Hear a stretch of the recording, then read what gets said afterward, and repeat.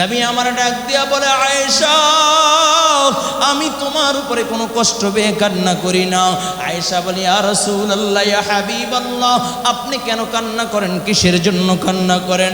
নবী আমার ডাক দিয়া বলে, আয়েশা তিন জিনিস আমাকে কাঁদায়, তিনটা জিনিস, তিনটা কথার মনে পড়লে আমার বড় কষ্ট হয়, আমি নবী চোখের পানি ধরে রাখতে পারি না। আয়েশা বলে, গো নবী ওই তিনটা জিনিস কি একটু খুলে বলবেন নি? নবী আমার ডাক দেয়া বলে, আয়েশা যখন আমি মক্কাতুল মুকাররমায় অবস্থান করতাম, আমার বিপদের দিনে একজন সাথী ছিল, নাম হইল খাদিজা। খাদিজা আমাকে বড় ভালোবাসতো, আমি খাদিজাকেও বড় ভালোবাসতাম।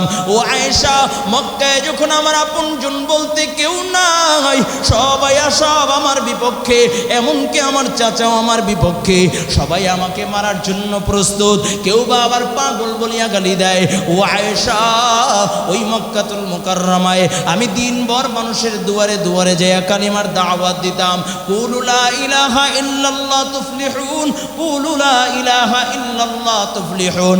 মানুষের দুয়ারে দুয়ারে দুয়ারে দুয়ারে যেয়ে কালিমার দাওয়াত দিতাম। লোকেরা আমাকে মারধর করত, লোকেরা আমাকে বকা দিত, লোকেরা আমাকে গালিগালাজ করত। কয়, ও আয়েশা, আমি যখন রাত্রবেলা ক্লান্ত শরীর নিয়ে আমার ঘরের সামনে দাঁড়াইয়া যাইতাম, আমি যখন ঘরের সামনে দাঁড়াইয়া মৃদু আওয়াজে খাদিজা বলে ডাক দিতাম, খাদিজা আমার ঘরের দরজাটা খুইলা সাথে সাথে বলতো, লাব্বাইকা ইয়া রাসূলুল্লাহ। আমি ডাক দিয়া বলতাম, খাদিজা তুমি কি ঘুমাও নাই? খাদিজা বলে, ইয়া রাসূলুল্লাহ, ইয়া হাবিবাল্লাহ, ওগো নবী আমি কেমন করে ঘুমাই? আপনার তো মা নাই, আপনার তো বাবা নাই, নবী আপনি তো বড় এতিম, আমি দুইজন স্বামীর ঘর কইরা আপনার সংসারে আসছি।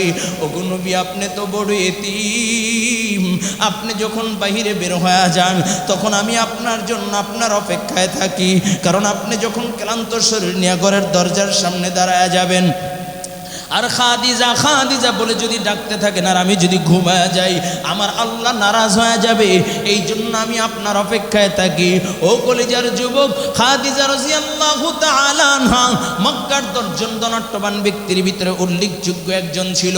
আমার নবীর সংসারে আয়েশা সব সম্পদগুলো আল্লাহর রাহে কোরবানি করে দিলেন। আমার নবীর সংসারে আয়েশা আমার নবীর প্রতি এত প্রেম আর এত মায়া, এত ভালোবাসা, আল্লাহর নবী সাল্লাল্লাহু আলাইহি ওয়াসাল্লাম গারে হেরার ভিতরে যখন ধ্যান করতেন, আম্মাজান খাদিজাতুল কুবরা রাদিয়াল্লাহু তাআলা আনহা ওই 1.5 কিলোমিটার লম্বা পাহাড় বাইয়া বাইয়া আমার নবীর জন্য নাস্তা দিয়ে আসতেন, খাবার দিয়ে আসতেন। ও কলিজার যুবক, নবী আমার ডাক দিয়া বলে, আয়েশা ওই খাদিজার কথা মনে পড়লে আমার বড় কষ্ট হয়, এই জন্য আমি কান্না করি। নবী ডাক দিয়া বলে, ও আয়েশা জানোনি কেন আমি কান্না করি? ওই যে তায়েফের ময়দানে আমি যখন কালিমার দাওয়াত নিয়ে গিয়েছিলাম, তায়েফবাসীকে যখন বললাম, ও তায়েফবাসী কালিমা গ্রহণ করে আনাও, তায়েফবাসী আমাকে দূর দূর করে তারা দেয়। শুধু তাই না, তায়েফের ছোট ছোট বাচ্চাদেরকে আমার পিছনে লীলা দেয়। যেমনি ভাবে পাগল যখন রাস্তা দিয়ে হাঁটে, ছোট ছোট বাচ্চারা পাগল পাগল বলে চিল্লায়, আমি মুহাম্মাদের পিছনে তারা পাগল পাগল বলে চিল্লায়। শুধু পাগল পাগল বলে চিল্লায় তা নয়, তারা ছোট ছোট পাথরগুলো গুলটির মাধ্যমে তারা আমার শরীরের ভিতরে নিক্ষেপ করে। ধারালো সুচালো পাথরগুলো আমার শরীরের ভিতরে লাইগা রক্তগুলো ছিটকে মেরে বের হয়ে যায়। হযরতে যায়েদ রাদিয়াল্লাহু তাআলা আনহু বলেন, আল্লাহর নবী সাল্লাল্লাহু আলাইহি ওয়াসাল্লাম তায়েফের সফরটা এত কঠিন, নবীকে এত পরিমাণে আঘাত করলো, আমার নবীর শরীরের রক্ত মোবারকগুলো বের হইয়া জুতার সাথে আটকিয়া যায়। নবী আমার তিনবার ওই তায়েফের ময়দানে অজ্ঞান অবস্থায় পড়িয়া যায়। ডাক দিয়া বলে, আয়েশা ওই তায়েফের ময়দানের এত ভয়াবহ আমার উপরে যে অত্যাচার হলো, এই তায়েফের কথা মনে পড়লে আমার বড় কষ্ট হয়। নবী আমার ডাক দিয়া বলে, আয়েশা আমাকে কাঁদায়। ওই যে ময়দানে মাহশর যেই সময়ের শুরু আছে আর শেষ হবে না, ওই ময়দানে মাহশরের ভয়াবহতা আমাকে কাঁদায়। বলে, আয়েশা ময়দানে মাহশর বড় ভয়ঙ্কর। বলে, কেমন ভয়ঙ্কর জানোনি? আল্লাহ পাক রব্বুল আলামিন বলে, ইয়াউমা ইয়াফিরুল মারউ মিন আখিহি ওয়া উম্মিহি ওয়া আবি ওয়া সাহিবাতিহি ওয়া বানি। কত মুসিবত, কত কঠিন জায়গা। আল্লাহ তাআলা বলেন ময়দানে মাহশরে ভাই ভাইয়ের পরিচয় দিবে না, বাবা সন্তানের পরিচয় দিবে না, মা সন্তানের পরিচয় দিবে না, বন্ধু বান্ধবের পরিচয় দিবে না, বন্ধু বন্ধুর পরিচয় দিবে না। ও কলিজার যুবক, ওই ময়দানে মাহশর বড় ভয়ঙ্কর জমিন। আম্মা জান আয়েশা সিদ্দিকা রাদিয়াল্লাহু তাআলা আনহা বলেন, ইয়া রাসূলুল্লাহ, ইয়া হাবিবাল্লাহ, ওগো নবী, ময়দানে মাহশর সম্পর্কে একটু ধারণা দেন। নবী আমার ডাক দিয়া বলে, আয়েশা, ময়দানে মাহশরে সব মানুষগুলো উলঙ্গ অবস্থায় উঠবে। আয়েশা বলে, ওগো নবী, আমি আয়েশাও কি উলঙ্গ অবস্থায় উঠবো? নবী আমার ডাক দিয়া বলে, আয়েশা, হ্যাঁ হ্যাঁ, তুমি উলঙ্গ অবস্থায় উঠবা। নবী আমার আয়েশা বলে, না ওগো নবী, আমার কি একটু লজ্জা করবে না, শরম করবে না? নবী আমার ডাক দিয়া বলে, আয়েশা, লজ্জা তো দূরের কথা, শরম তো দূরের কথা, কেউ কারো দিকে তাকাইবার মতো সুযোগ পাবে না। ও কলিজার যুবক, ওই ময়দানে মাহশর বড় ভয়ঙ্কর জমিন। এখনো সময় আছে বাবা, তওবা করো।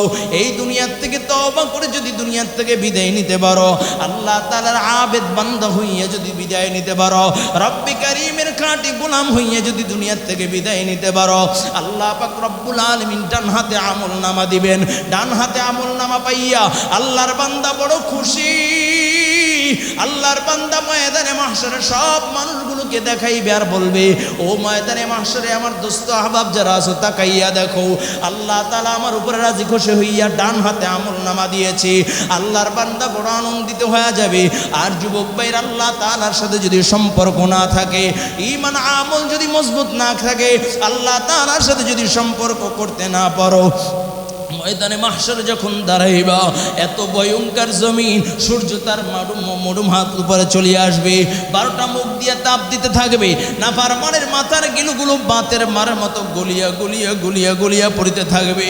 ও কলিজার যুবক, 50,000 বছর পর্যন্ত আল্লাহ পাক রব্বুল আলামিনের সামনে দাঁড়াইয়া থাকবে। আল্লাহ পাক রব্বুল আলামিন একটা ভাষণ দিবেন, লিমানিল মুলকুল ইয়াউম।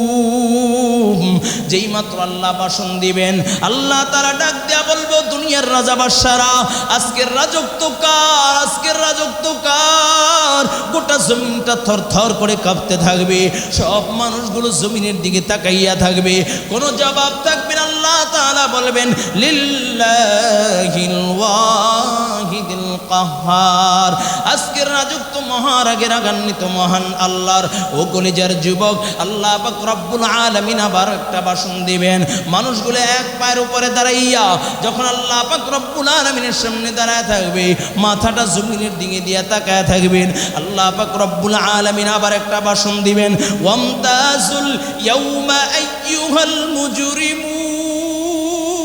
যেই মাত্র আল্লাহ পাক রব্বুল আলামিন ভাষণ দিবেন, বলে দান যখন বাঁচে চিড়া থেকে, প্যানের সামনে ধরলে, বাতাসের সামনে ধরলে, চিড়াগুলো উইরা উইরা যেমনি ভাবে দূরে পইরা যায়, ঠিক জাহান্নামীগুলো উইরা উইরা জাহান্নামের গেটে পড়িয়া যাবে। জাহান্নাম চিৎকার শুরু করিয়া দিবে। জাহান্নাম বলবে, হাল মিম মাজিদ, হাল মিম মাজিদ, হাল মিম মাজিদ। ও আল্লাহ, আমি জাহান্নাম ক্ষুধার্ত, আমার ভিতরে দাও, আমার ভিতরে দাও, আমার ভিতরে দাও। ও কলিজার যুবক, ওই জাহান্নামের আযাব বড় ভয়ঙ্কর। ও কলিজার যুবক, যখন হিসাব শুরু হয়ে যাবে, আল্লাহ পাক রব্বুল আলামিন নাফরমানের হাতের ভিতরে যখন বা আমল নামা দিতে যাবে, আল্লাহ তাআলা ডাক দিয়া বলবো, ফেরেশতারা এ নাফরমানকে ধর। ফেরেশতারা নাফরমানকে ধরিয়া আল্লাহ বলবে, বাম হাতটা বুকের ভিতর দিয়া ঢুকাইয়া টান দিয়া পিছন দিয়া বাহির করে নাও। যেই মাত্র বাম হাতটা বুকের ভিতরে ঢুকাইয়া টান দিয়া পিছন দিয়া বাহির করবে, এরপরে আল্লাহ পাক রব্বুল আলামিন আমল নামা দিবে। আর আল্লাহ তাআলা বলবে, তুমি তোমার আমল নামা পড়ো। বান্দা ডাক দিয়া বলবে, আল্লাহ, কেমনে আমি আমার আমল নামা পড়বো? আমার আমল নামা তো বাম হাতে পিছনের দিকে। আল্লাহ তাআলা বলবে, ও ফেরেশতারা, আমার বান্দার গাঁটটা মটকায়া দাও। যেই মাত্র গাঁটটা মটকায়া দিবে, বান্দা আমল নামার দিকে নজর দিয়া একটা চিৎকার মারবে, চিৎকার মারবে আর বলবে, মালি হাদাল কিতাব লা ইউগাদিরু তুগাদিরু সাগীরাতান ওয়ালা কাবীরাতান ইল্লা আহসাহা। চিল্লা আওয়াজ করবে আর ডাক দিয়া বলবে আল্লাহ, এ কেমন কিতাব, এ কেমন আমলনামা, যে আমলনামার ভিতরে ছোট থেকে ছোট, বড় থেকে বড় কোনো গুনার কথা এছাড়া হয় নাই, কোনো কিছুই লিপিবদ্ধ করা লিপিবদ্ধ থেকে বাকি রয় নাই। আয় আল্লাহ, এটা কেমন কিতাব? আল্লাহর বান্দা চিৎকার শুরু করবে আর জমিনের ভিতরে জমির ভিতরে গড়াগড়ি খাইতে থাকবে। আর আল্লাহর বান্দা নিজের হাতের গোশতগুলো ছিঁড়া ছিঁড়া চাবাইয়া চাবাইয়া কান্না করতে থাকবে। ও কলিজার যুবক, এখনো সময় আছে, এই জাহান্নামের রাস্তা থেকে ফিরো। আল্লাহর ঘর মসজিদে যেহেতু আল্লাহ নিয়ে আসছেন, আজকে জুমার উদ্দেশ্যে যেহেতু আল্লাহ নিয়ে আসছেন, আজ থেকে মসজিদের সাথে সম্পর্ক রাইখা আল্লাহ তাআলার সাথে প্রেম ভালোবাসা কইরা দুনিয়ার থেকে বিদায় নিব। কত আল্লাহর বান্দা দুনিয়ার থেকে আল্লাহর সাথে সম্পর্ক কইরা বিদায় নিয়েছে, মৃত্যুর পরে তাদের কবরের তাজা লাশ এখন পর্যন্ত লাশ পচে নাই। ওই যে গীতায় কুড়িগ্রাম গেলাম, আল্লাহর বান্দা সবসময় আল্লাহ পাকের জিকির করে, আল্লাহ পাকের জিকির করতে করতে করতে করতে এক সময় তার মৃত্যু হইয়া যায়। আল্লাহর বান্দার ইন্তেকালের 32 বছর পরেও যখন নদী ভাঙন হয়ে যায়, নদী ভাঙনের ভিতরে নদী ভেঙে যায়, নদী ভাঙার পরে দেখে আল্লাহর বান্দার লাশ তাজা, শুধু লাশ তাজা তা না, কাপড়ের কাপড় পর্যন্ত পচে নাই। আবার কত আল্লাহর বান্দার কবরের ভিতরে দাউ দাউ দাউ দাউ করিয়া আগুন জ্বলিয়ে ওঠে। ও কলিজার যুবক, দুনিয়া হইল সংক্ষিপ্ত এক সময়ের জন্য আসছি। দুনিয়ায় আমরা আল্লাহ তাআলার গোলামির জন্য আল্লাহ আমাদেরকে পাঠাইছেন। দুনিয়ায় অহংকারী বাপ নিয়ে চলার জন্য পাঠায় নাই, ধন দৌলত কামাই করার জন্য পাঠায় নাই, তুমি আমি তোমার আমার আমিত্বকে ফুটে তোলার জন্য পাঠায় নাই। যদি নিজেকে নিজে মিটাইয়া আল্লাহ তাআলার গোলাম হইয়া যদি দুনিয়ার থেকে বিদায় নিতে পারো, আল্লাহ পাক রব্বুল আলামিন চিরস্থায়ী সুখের জায়গা জান্নাতের মালিক বানায় দিবে। ও কলিজার যুবক, আজকে মসজিদে যারা আসছি, মসজিদের প্রতি মোহাব্বত রাইখা, মসজিদের প্রতি প্রেম ভালোবাসা রাইখা আজ থেকে মসজিদকে আবাদ করব, নিজেও মসজিদে আসব, আল্লাহর ঘর মসজিদে এসে নামাজ পড়ব, গুনাহ ছাড়বো, আল্লাহর বান্দাদেরকে নিয়ে মসজিদের কাতারে দাঁড়া করায় দিব। এই নিয়ারটুকু কইরা এই মসজিদ থেকে আজকে বের হইয়া আগামী দিন মৃত্যু পর্যন্ত মসজিদের খাদেম হইয়া কাটাইব। কে কে পারব? আল্লাহু আকবার। আল্লাহ কবুল করেন, বলুন আমিন। আরো জোরে আওয়াজ করে বলুন আমিন। পারবেন না ইনশাআল্লাহ? মৃত্যু পর্যন্ত মসজিদের সাথে মোহাব্বত আর প্রেম আর ভালোবাসা রাইখা এই দুনিয়ার থেকে বিদায় নিতে চাই। আল্লাহ কবুল করেন, বলুন আমিন। আরো জোরে বলুন আমিন। কারণ দুনিয়ায় তো সংক্ষিপ্ত এক সময়, দুনিয়ায় সংক্ষিপ্ত সময়। এই যে কত আল্লাহর বান্দা দুনিয়ার থেকে বিদায় নেয়। গত পরশুদিন এক ভাই আমাদের বসে ইসলামী আন্দোলন বাংলাদেশের কর্মী ছিলেন, শুধু তাই না, হাত পাখার প্রার্থী ছিল মোহাম্মদপুরে, দুনিয়ার থেকে বিদায় নিয়েছে হঠাৎ করে। রাত্রবেলাও মিটিং করছে, সকালবেলা ঘুম থেকে উঠা নিউজ দেখি আল্লাহর বান্দা রাত্র 4টা বাজে দুনিয়ার থেকে বিদায় নিয়েছে। এটাই তো দুনিয়া, কি বলেন? এটাই তো দুনিয়া। কত আল্লাহর বান্দা রোড অ্যাক্সিডেন্ট হয়, কত আল্লাহর বান্দা গাড়ির নিচে। এই যে একদিন সংবাদ শুনলাম, আমাদের এলাকায় এক আলেম তার স্ত্রীকে নিয়ে রাস্তা পার হইতেছে, এমন সময় ট্রাকের চাপা পইরা 22 হাত দূরে যায়, একদম এই পিচের রাস্তার সাথে ডলতে ডলতে 22 হাত দূরে নিয়ে গেছে। জায়গায় আল্লাহর বান্দা দুনিয়ার থেকে বিদায় নিয়েছে। এটাই তো দুনিয়া। কি আছে বলেন?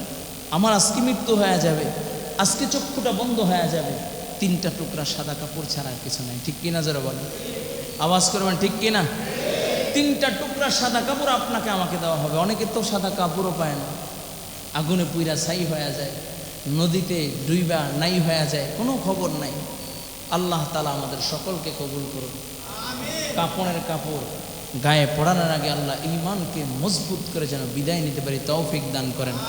মনে করছে আমি 10 তলা বানাইলাম, আমি 20 তলা বানাইলাম, আমার ব্যাংকে টাকা আছে, আমার মতো আর কে আছে? ও ভাই, চক্ষুটা বন্ধ করলে এই সম্পদের মালিকানা আপনি একটা সেকেন্ডের জন্য থাকেন।